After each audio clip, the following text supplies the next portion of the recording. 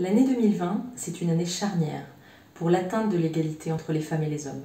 C'est une année de grande date. On célèbre les 25 ans de la déclaration de Pékin et de son programme d'action, l'un des plus transformateurs en matière de droits des femmes. On célèbre également les 20 ans de la résolution 1325 pour les femmes, la paix et la sécurité dans le monde. Nous célébrons aussi les 5 ans des ODD, les 17 objectifs de développement durable, une fabuleuse feuille de route stratégique pour la planète. Nous célébrons aussi, Happy Birthday, les 75 ans des Nations Unies. Et enfin, les 10 ans d'ONU Femmes. Toutes ces dates sont importantes, sont essentielles, mais elles coïncident aussi avec une année de crise sans précédent, celle du Covid. Cette crise a touché les femmes et les filles et a exacerbé les inégalités. Les femmes représentent 70% des professions sanitaires et sociales. Elles ont donc été pleinement mobilisées pour nous sauver, pour nous aider pendant cette crise. Elles ont aussi été dans nos quotidiens, en tant que caissières, agents d'accueil, postières et beaucoup d'autres professions, qui créent cette empathie, ce lien dont on a tant besoin pour continuer à vivre, notamment dans ces moments bouleversés.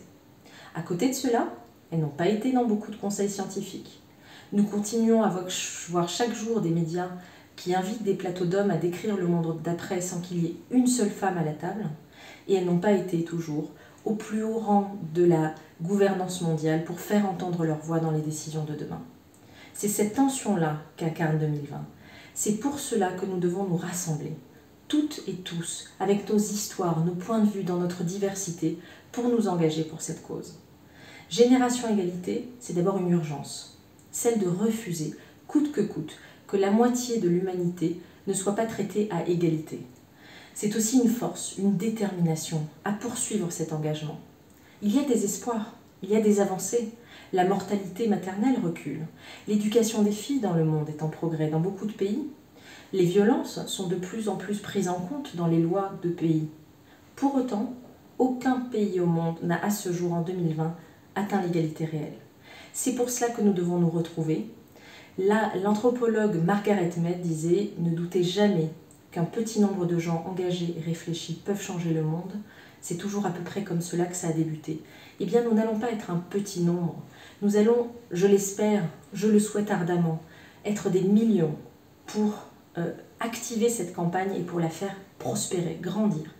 Génération Égalité, ce sera ONU Femmes, aux côtés du Mexique et de la France qui co-préside le forum, qui lancera un grand moment en attente du forum qui arrive en 2021, dans les mois à venir, pour que nous cheminions, nous préparions ce moment de la société civile mondiale où nous allons faire entendre notre voix.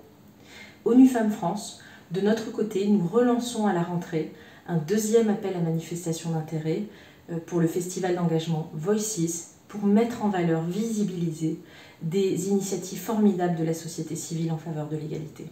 Soyons ensemble et n'oubliez pas, chacune d'entre nous compte dans ce chemin vers l'égalité. Génération Égalité pour les droits des femmes et un futur égalitaire. Merci.